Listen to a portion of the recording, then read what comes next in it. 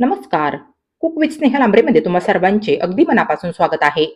काळ्या पाठीच्या उडदाच्या डाळीचं घुटं हे तुम्ही बऱ्याच वेगवेगळ्या प्रकारे बनवून बघितलं असेल ना? परंतु आज मी तुम्हाला अगदी वेगळ्या नवीन पद्धतीचं आणि वेगळ्या चवीचं घुटं अगदी काही मिनिटांच्या आतच कुकरमध्ये तयार करून दाखवणार आहे. नक्कीच आपली आजची ही रेसिपी अगदी दिसण्यापासून ते चवीला देखील फारच जबरदस्त असणार आहे. कारण मी ह्या रेसिपीला एक नवीन लूक आणि अगदी वेगळी आणि भन्नाट अशी चव देण्याचा प्रयत्न केलेला आहे. नक्कीच माझी आजची ही रेसिपी तुम्हाला आणि तुमच्या घरातील अगदी लहान मुलांपासून ते वृद्धांपर्यंत सर्वांनाच खायला फार आवडेल, ह्याची मला खात्री आहे. हे उडदाचं घुटं बनवताना थोडंसं जास्तच बनवा. कारण हे उडदाचं घुटं टेस्ट केल्यानंतर सगळेजण ह्याला अगदी मागून मागून खातील. कढाईत हे घुटं शिल्लक देखील राहणार नाही. चला तर मग वेळ वाया न घालवता लगेचच आपण आपल्या आजच्या ह्या चविष्ट रेसिपीला सुरुवात करूया. परंतु त्या अगोदर तुम्ही माझा हा चॅनल सबस्क्राईब केला नसेल तर प्लीज माझ्या ह्या चॅनलला सबस्क्राईब करा. म्हणजे माझ्या पुढील प्रत्येक व्हिडिओच्या नोटिफिकेशन्स तुम्हाला मिळत राहतील. उडदाचं घुटं बनवण्यासाठी शक्यतो अशी साल असलेली म्हणजेच काळ्या पाठीची उडदाची डाळच वापरली जाते. तर इथे मी ही एक छोटी वाटी भरून ही उडदाची डाळ घेतलेली आहे. वजनी प्रमाणात मी ही 175 ग्राम डाळ घेतलेली आहे. ही डाळ मी 3 ते 4 पाण्याने अगदी स्वच्छ धुवून घेणार आहे. ही डाळ धुताना हिला जरा असं बोटांनी चांगलं चोळून चोळून धुवून घ्यायचं आहे. म्हणजे ही डाळ छान स्वच्छ धुतल्या जाईल. हे बघा, डाळ धुतल्यानंतर हे पाणी कसं गढूळ झालेलं आहे. हे पाणी काढून टाकून अशाच पद्धतीने मी 3 ते 4 वेळेस पाणी बदलून ही डाळ अगदी स्वच्छ होईपर्यंत धुवून घेणार आहे. ही स्वच्छ धुतलेली डाळ आता आपण ह्या कुकरमध्ये घालून घेऊया. ह्याच्यामध्ये आता आपण हा पाव चमचा हिंग घालून घेऊया. हिंग अगदी न चुकता ह्याच्यामध्ये घालायचा आहे. ह्यानंतर अर्धा चमचा हळद घालायची आहे. तिखटपणासाठी 4 हिरव्या मिरच्या अशा अर्ध्या अर्ध्या तोडून ह्याच्यामध्ये घालायच्या आहे. या कच्च्या हिरव्या मिरच्यांमुळे आपल्या रेसिपीला एक वेगळी चव यायला मदत होईल. यासोबतच ही 1 चमचा अद्रक लसणाची पेस्ट देखील ह्याच्यामध्ये घालायची आहे. आणि आता ह्याच्यामध्ये मी हे 2 लांबट चिरलेले कांदे घालून घेणार आहे. यासोबतच 2 मीडियम साईजच्या टोमॅटोच्या अशा लांबट फोडी देखील आपण ह्याच्यामध्ये घालून घेऊया. ह्यानंतर आता 1 चमचा भाजून बारीक केलेली धनेपूड, चवीप्रमाणे 1 चमचा मीठ, अर्धा चमचा गरम मसाला आणि आता डाळीच्या 5 पट म्हणजेच 5 वाट्या पाणी ह्याच्यामध्ये ही डाळ शिजवण्यासाठी घालायचं आहे. तुम्ही नक्कीच विचार करत असाल की ह्याच्यामध्ये कच्चा कांदा, कच्चा टोमॅटो घातल्यामुळे ह्याची चव तर नाही बिघडणार किंवा मग ह्याचा विचित्र वास तर नाही येणार. तर अजिबात नाही, तसं काहीही होणार नाहीये. तुम्ही देखील ही रेसिपी एकदा नक्की ट्राय करून बघा. ह्या कुकरचं झाकण लावून मी ह्या डाळीला मीडियम फ्लेमवर 5 ते 6 शिट्ट्या देऊन शिजवून घेणार आहे. कुकरच्या शिट्ट्या झाल्यानंतर कुकरचं झाकण मी साधारण 7 ते 8 मिनिटांनंतर उघडतीये. तर हे पहा, इथे आपली ही उडदाची डाळ अगदी मऊसर शिजलेली आहे. हिला मी आता असं स्मॅशरच्या साह्याने घोटून घेणार आहे. म्हणजे हिला घोटल्यानंतर म्हणजेच स्मॅश केल्यानंतर छान घट्टपणा येईल. या डाळीतलं पाणी, ह्याच्यातील इतर घटक आणि डाळ ह्यांना एकत्र घोटून घेतल्यामुळे हे छान एकजीव होतील. तर हे पहा, इथे आपली ही डाळ छान अशी घोटून झालेली आहे. तुम्ही पाहू शकता घोटल्यानंतर या डाळीतील सर्व घटक छान एकजीव आणि बारीक झालेले आहेत. ही डाळ घोटून घेतल्यामुळे हिला घट्टपणा देखील आलेला आहे.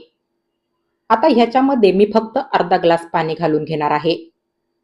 तुम्हाला हे घुटं जर ह्यापेक्षा पातळ आवडत असेल तर तुम्ही ह्याच्यामध्ये तुमच्या गरजेप्रमाणे पाणी घालून घ्यायचं आहे. तसं तर उडदाचं घुटं हे जास्त पातळ खाण्यासाठी चांगलं नाही लागत. इथे हा कुकर मी गॅसवर ठेवून घेतलेला आहे.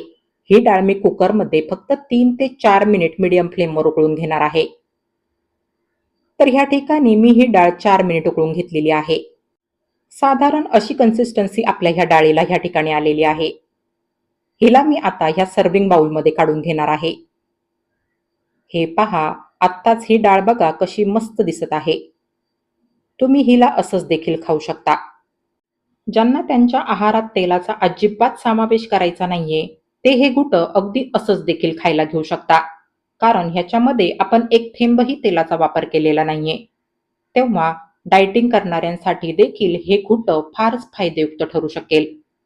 हे घुटं असंच देखील खाण्यासाठी फार छान लागतं.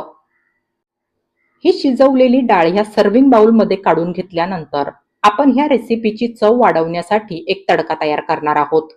तर तडका बनवण्यासाठी मी ह्या ठिकाणी साजूक तुपाचा वापर करणार आहे. कारण ह्या साजूक तुपामुळेच तर खरं आपल्या ह्या रेसिपीला एक वेगळाच सुगंध आणि चव यायला मदत होणार आहे. तुम्हाला साजूक तूप आवडत नसेल तर मात्र तुम्ही ह्या ठिकाणी तेलाचा वापर केला तरी चालेल. परंतु आपल्या आजच्या ह्या रेसिपीमध्ये हे साजूक तूप फारच महत्वाचं आहे. आता ह्याच्यामध्ये आपण ही अर्धा चमचा मोहरी घालून घेऊया. मोहरी छान तडतडू द्यायची आहे. यानंतर आता अर्धा चमचा जिरं आणि खूप सारा बारीक चिरलेला लसूण ह्याच्यामध्ये घालायचा आहे. ह्याची आपण छान अशी खमंग फोडणी तयार करून घेणार आहोत. ह्याच्यातील हा लसूण छान ब्राऊन झाला पाहिजे, म्हणजे ह्याचा सुगंध फोडणीमध्ये छान उतरेल. साजूक तुपातील ही लसणाची फोडणी तुम्ही इमॅजिन करत असाल की ह्या फोडणीचा सुगंध ह्या ठिकाणी काय जबरदस्त सुटला असेल ते. हे पहा, इथे हा लसूण बघा कसा मस्त असा सोनेरी झालेला आहे. आता ह्याच्यामध्ये आपण ही 10 ते 12 कढीपत्त्याची ताजी पानं घालून घेऊया. फ्रेंड्स, इथे मी फोडणीमध्ये हिंग घालायला विसरलीये.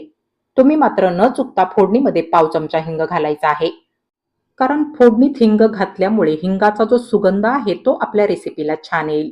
तसं तर आपण डाळ शिजवताना हिंग डाळीमध्ये घातलाच होता, तरी सुद्धा फोडणीमध्ये देखील थोडासा हिंग घालायचा आहे. कढीपत्ता तडतडल्यानंतर गॅस बंद करायचा आहे आणि 10 ते 15 सेकंदानंतर ह्याच्यामध्ये चवीप्रमाणे लाल तिखट घालून घ्यायचं आहे. मी ह्या ठिकाणी पाऊण चमचा लाल तिखट घातलेला आहे. हे तिखट तेलामध्ये जळू शकतं, तेव्हा तिखट तेलात मिक्स केल्यानंतर लगेच हा खमंग तडका आपण सर्विंग बाउलमध्ये काढून ठेवलेल्या ह्या शिजवलेल्या डाळीवर घालून घेऊया. हे पहा, जबरदस्त!